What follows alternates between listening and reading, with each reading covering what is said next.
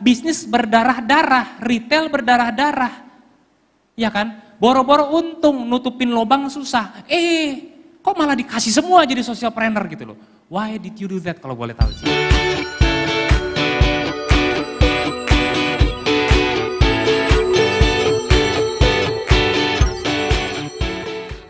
Yesus tiba-tiba ngeliat ada satu kesalehan yang jarang sekali dia saksikan di rumah bapaknya sendiri. Sebuah kesalehan hati, kemurnian hati yang kayak bagaikan bunga, sekuntum bunga kesalehan. Di tengah padang gurun formalitas religius. Tiba-tiba ada satu kesalehan yang terluput dari mata semua orang tapi tidak bagi mata Yesus. Semua orang memberi dari kelimpahannya, memberi dari kekurangannya, yaitu semua yang ada padanya. Makanya kita lihat firman Tuhan ya, keserakahan itu mendatangkan murka, tapi kemurahan hati mendatangkan hormat dari surga. Nah di season yang baru, saya mau undang saudara untuk memiliki satu hati yang baru. Ada seorang wanita yang mengalami jenjang karir dari nol, jatuh bangun, berusaha sampai ada di pucuk pimpinan sebagai presiden direktur di banyak perusahaan yang supply buat Freeport, pindah lagi perusahaan mining, presiden direktur, konsultan di registered tax konsultan, punya perusahaan sendiri, bukan di Indonesia, di Singapura. Kita kan pingin dong ya, naik jabatan kan, mulai dari karyawan, supervisor, manager, general manager, VP dan lain terus naik. Nah wanita ini dia ada di atas, presiden direktur. Tapi seperti yang saya bilang, kita berubah gak sih sepanjang hidup ini? Beliau ini bukan berubah saja, tapi melompat. Namanya wanita ini adalah Irene Rijab. Ada di tengah-tengah kita. Boleh kita kasih tepuk tangan buat Bu Irene?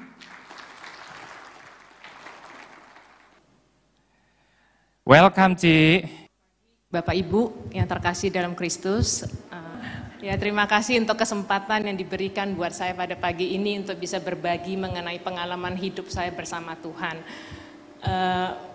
Emang banyak perjalanan yang saya alami naik turun bersama Tuhan, tetapi saya boleh bilang semuanya adalah yang terbaik Tuhan berikan buat saya. Walaupun ini perjalanan saya belum selesai, tetapi saya mau belajar untuk taat terus setia di dalam mengerjakan pekerjaannya Dia. Di tahun kelanjutan dari apa yang tadi diinformasikan oleh Dani, di tahun 2016 itu saya mendirikan satu perusahaan di Indonesia, kelanjutan dari perusahaan saya di Singapura yang bergerak di dalam bidang trading dan retail.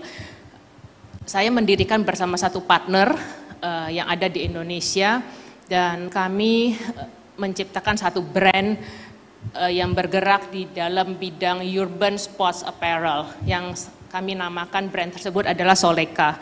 Kami merasakan udah cukup di dalam karir kami dan kami mau berbagi sesuatu nilai yang kebaikan mungkin dari pengalaman kami di dunia marketplace. Oleh sebab itu kami mempunyai tujuan yang sama sehingga kami mendirikan satu perusahaan ini dan kami memberikan tagline yaitu sharing happiness. Berjalan 1,5 tahun pada saat kami mengerjakan ini ternyata perjalanan tidak semulus seperti yang kami impikan. Banyak internal issue di dalam yang akhirnya membuat saya dan partner saya konflik. Pada saat terjadinya konflik ini, saya diperhadapkan satu putusan yang saya harus ambil. Pada saat itu, apakah saya akan tetap meneruskan bisnis ini tanpa partner saya, atau saya menyelesaikan bisnis ini. Nah, pada saat saya berpikir dengan dihadapkan dua pilihan ini, tentunya apapun pilihan saya pasti ada konsekuensinya. Nah, konsekuensi pertama pada saat saya memilih untuk mengambil bisnis ini dan menjalankan tanpa partner saya, udah jelas yang ada di benak saya adalah modalnya, karena kondisi pada saat itu adalah kondisi perusahaan yang berdarah-darah, yang sudah menghabiskan cukup banyak, boleh saya bilang eman, dan kondisi keuangan yang cukup parah. Nah, sehingga pada saat saya mengambil posisi itu, berarti saya udah menyiapkan seluruh tabungan saya sacrifice, bahkan mungkin jaminan rumah saya, saya akan menjaminkan rumah saya. Nah, itu yang tersirat di dalam benak saya. Kedua adalah menjalankan bisnisnya. Pada saat memulai bisnis ini, partner saya adalah the majority di dalam dia punya prosesnya, mulai dari supply, production, branding, sales, dan marketing. Sedangkan saya hanya ada di posisi minornya, yaitu di back office, tax, admin, accounting, dan logistiknya. Nah, bagaimana saya bisa menjalankan di luar daripada kemampuan saya? Nah, pilihan kedua pada saat saya memutuskan untuk menyelesaikan bisnis ini aja, gitu. Itu yang paling gampang buat saya, rugi-rugi udahlah selesai buat saya. Tetapi yang akan terus menghantui saya adalah perasaan saya dengan Tuhan, karena suara hati saya tidak bisa berbohong. Pada saat saya memulai, saya berkomitmen dengan Tuhan dan saya bilang, Tuhan, saya cukup di dalam di dunia bisnis dan saya mau melakukan sesuatu buat Tuhan untuk sisa hidup saya. Nah, pada saat ini di hadapan begini, saya menyelesaikan, saya give up, berarti saya melanggar komitmen saya dengan Tuhan. Sedangkan dengan sesama aja saya memegang sangat komitmen pada saat saya berjanji gitu. Akhirnya membawa saya untuk datang ke Tuhan dan berdoa selama beberapa bulan. Dan di situ Tuhan banyak berbicara, memberikan dorongan dan jawaban. Salah satu jawaban yang saya terima pertama adalah Tuhan bilang, take over and build my business. Saya tanya Tuhan lagi, God, how to take over and build your business? Karena saya nggak tahu mulai dari mana gitu, dan kondisi keuangan yang babak belur pada saat itu. Dan saya nangis pada saat itu saya berdoa, saya nangis dan saya bilang, Tuhan, saya nggak bisa, saya nggak tahu harus bagaimana memulai dari mana, saya nggak tahu. Pada saat itu Tuhan tanya saya, kenapa kamu menaruh beban yang begitu berat di pundak saya? Dan Tuhan berbicara sama saya. Tuhan bilang pada saat itu adalah, sama saya adalah, I will put my people together for my mission, not for a man mission. Di situ saya kaget, berarti selama ini yang 1,5 tahun berjalan, saya anggap selama ini adalah is a man mission. Dan akhirnya saya mengaminkan dan saya bilang sama Tuhan, okay, this is your mission, Lord. Saya akan belajar untuk taat dan setia, saya akan menjalankan apa yang Tuhan mau, walaupun saya tahu tantangan di depan begitu berat dan saya nggak akan sanggup untuk menjalankan sendiri gitu. Nah, setelah itu lagi, Tuhan bilang ke saya, kalau saya tidak boleh mempunyai partner siapapun, only Holy Spirit. Karena Tuhan mau saya mendengar sangat clear His command to me. Dan itu saya jalankan juga dan belajar untuk setia from the small thing, yang mencari perkenanan Tuhan. Pada saat waktu berjalan bukan gampang, saya tahu itu sangat berat karena saya mulai dari nol, mulai mencari di mana saya harus membeli bahan, bagaimana harus memproduksi, mengatur orang dan semuanya saya jalankan itu. Nah, pada saat berjalan kira-kira beberapa bulan, ternyata Tuhan tahu isi hati saya dan Dia bilang sama saya lagi, Irene, please forgive and forget your partner. Karena di dalam sini saya masih dongkol dan saya tidak bisa terima kenapa saya harus mengerjakan ini gitu. Sedangkan kita berkomitmen di awal bersama dan terakhir saya harus istilahnya mengalah, memberi dia punya share semua, saya harus men-take over dan semuanya ini. Dan ternyata Tuhan tahu, Tuhan tidak mau saya menjalankan dia punya mission dengan ada satu ganjalan di hati saya. Dan saat itu saya menyadari apa yang diperintahkan dan Tuhan, saya belajar untuk benar-benar memaafkan dan melupakan semua yang ada di perjalanan yang sebelumnya. Sehingga saya memulai semua lagi dengan yang baru dan belajar dari hal yang selama ini saya nggak tahu dan cukup berat pada saat itu. Nah, itu saya jalankan sampai dengan dari tahun 2018 pertengahan sampai sekarang. Nah, masuk di tahun 2020 di bulan Agustus bertepatan dengan COVID pandemik, saya mulai goyah lagi dan saya bertanya sama Tuhan lagi, God, is this your purpose or my purpose? Karena kondisi perusahaan belum stabil pada saat itu, sedangkan bahkan untuk memikirkan gaji bulanan aja, ya besok ada nggak ya bulanan besok gitu. Jadi saya masih memikirkan begitu. Nah, dengan dihadapin dengan pandemik, semua pada tahu pasti orang bisnis, bisnis retail adalah yang paling dihajar pada saat pandemik kemarin. Perusahaan brand-brand yang besar seperti Zara dan semua di seluruh dunia ada banyak brand-brand yang tutup. Apalagi brand saya, soalnya kayak orang mungkin nggak kenal, nggak tahu itu siapa gitu loh. Dan tapi Tuhan cuman bilang tetap mengerjakan. Dan nggak cuman itu, saya di tahun 2020 awal pada saat mulai pandemik saya mulai melakukan kegiatan yang saya sebut adalah social act untuk berbagi sandang, pangan, apapun yang dibutuhkan, masker, APD di seluruh dunia. Saya tidak meminta kemana-mana dan saya coba dari kondisi keuangan perusahaan ataupun dari saya pribadi dan saya maupun dari keluarga untuk terus saya kerjakan sampai saat ini. Nah, itu terus saya kerjakan dan saya berdoa sama Tuhan untuk minta the new direction di bulan Agustus tahun lalu. Apakah benar ini God purpose, saya harus lanjut atau saya udahan aja. Nah, ternyata yang menakjubkan buat saya, Tuhan memberikan satu tantangan lagi yang di luar dari pikiran saya sebelumnya, dan Tuhan memberikan saya the new direction, yaitu satu program yang saya harus jalankan adalah human empowerment. Nah, human empowerment ini adalah memberdayakan orang-orang yang Tuhan taruh, orang-orang tersisi, orang-orang yang tidak mampu, orang-orang yang dipandang sebelah mata oleh masyarakat yang terbuang. Nah, pada saat Tuhan taruh ke dalam hati saya sempat bertanya kepada Tuhan, Tuhan kenapa saya disuruh menjalankan human empowerment? Kalau berbagi social act aja gampang, ada duit saya bagi, nggak ada duit ya udah. Pokoknya saya coba aja bagi sesuai dengan kemampuannya saya. Nah, pada saat itu saya tanya Tuhan, kenapa saya dikasih human empowerment? Dan nggak tanggung-tanggung orang-orang yang terbuang, orang-orang yang tersisih gitu.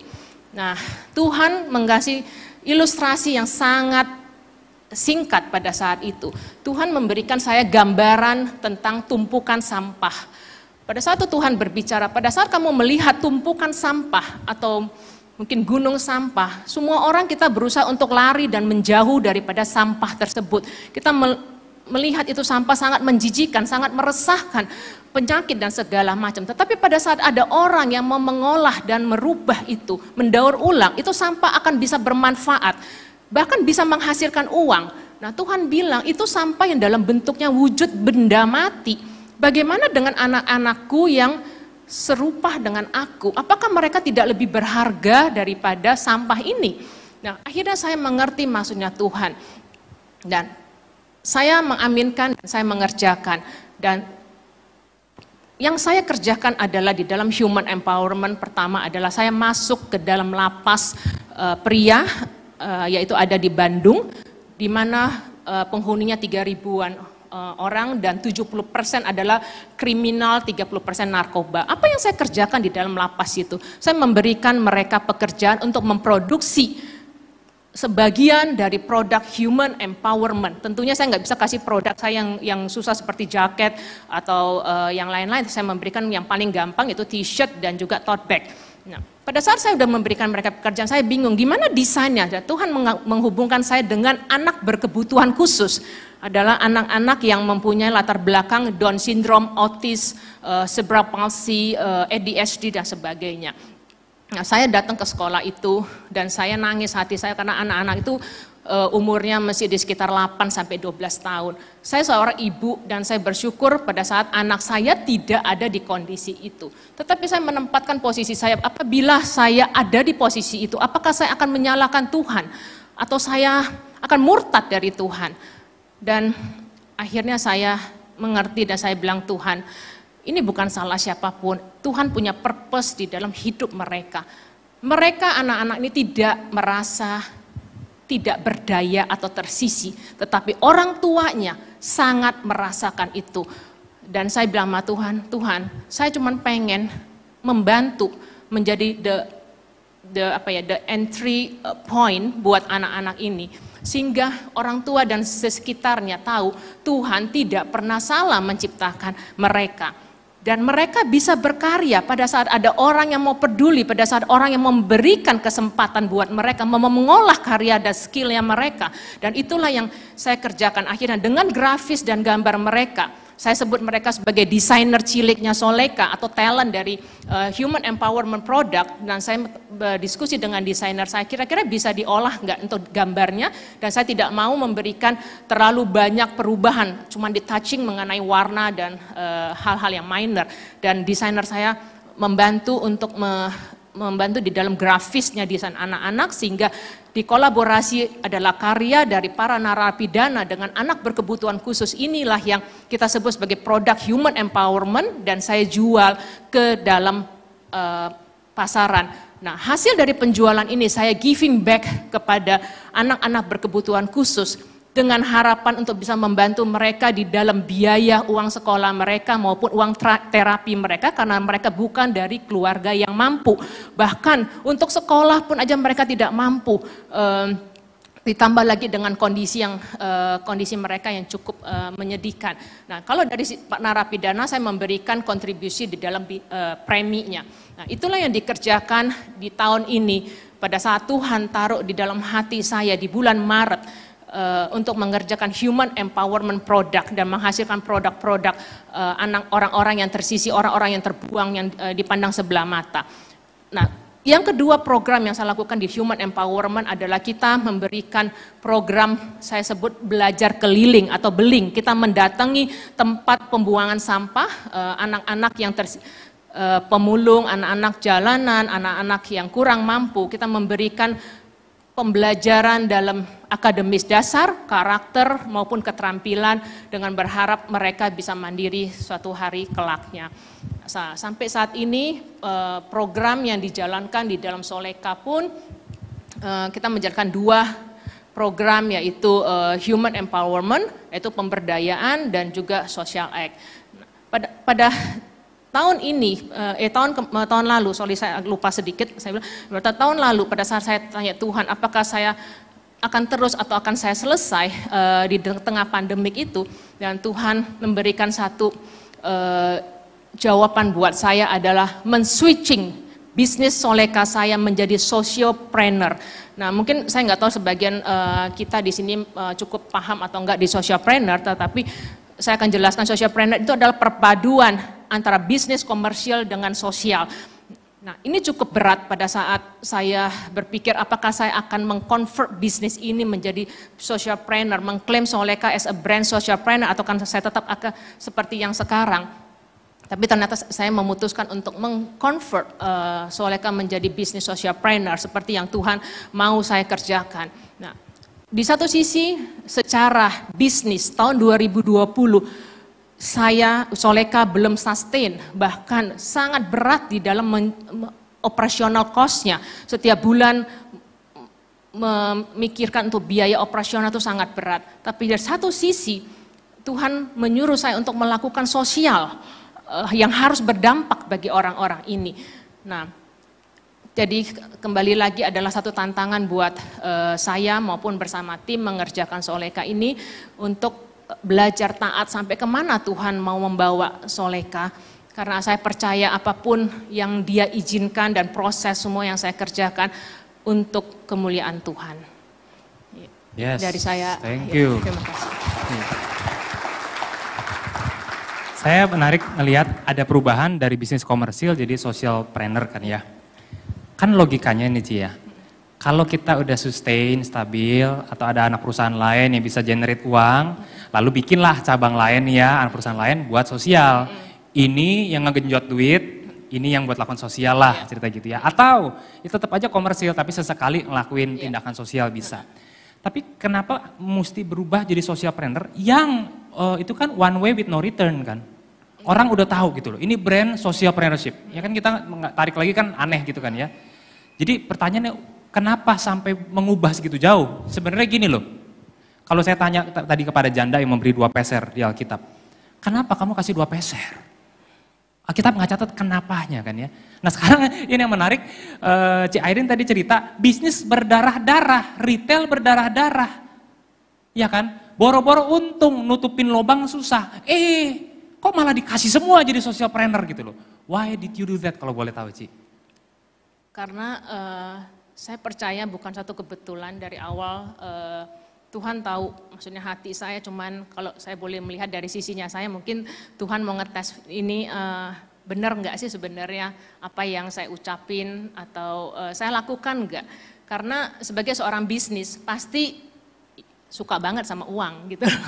Terus di tengah begini karena saya mikir belum buat anak sekolah, belum buat kehidupan kita, keluarga, belum perusahaan bisnis. Tapi masih cukup kok, masih bisa makan gitu. Tapi gimana dengan orang-orang di sekeliling kita yang lebih parah dari kita gitu. Apakah kita tidak mempunyai hati untuk berbagi gitu. Nah itu yang membuat saya untuk, kebetulan saya sama suami juga sepakat dan itulah yang saya belajar untuk tidak ego terhadap apa yang saya punya gitu. Saya bersyukur dengan apa yang saya punya, saya tidak di dalam kekurangan, cukup, saya bilang cukup, tapi saya bisa berbagi di dalam keterbatasan saya juga gitu. Nah Bapak Ibu dan saudara-saudara terkasih, saya senang sekali karena Bu Irene bisa bersedia hadir, datang dan buat sharing sebuah kisah hidupnya. Kalau saya cuma ceritakan ilustrasi, ya itu kan saya nggak ngalamin sendiri. Tapi beliau ngalamin sendiri apa ini. Dan socialpreneurship ini hal yang baru di Indonesia. Dan kalau saudara ingin tahu, nanti setelah selesai bisa ngobrol-ngobrol, bisa tanya konsepnya lebih dalam. Socialpreneurship itu seperti apa sih? Bisnis, tapi berdampak buat orang, menghormati Allah, itu seperti apa sih gitu kan ya. Nah, dan sekarang saya akan ajak kita lihat satu video.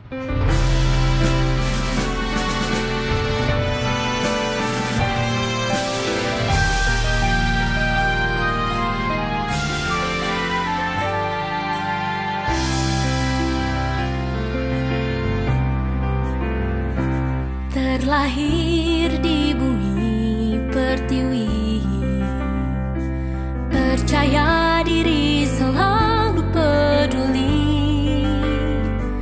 Dekapanmu menghangatkan hati dan diri ini. Perjalanan hidup kau sertai. Kau sulut api semangatku, tegas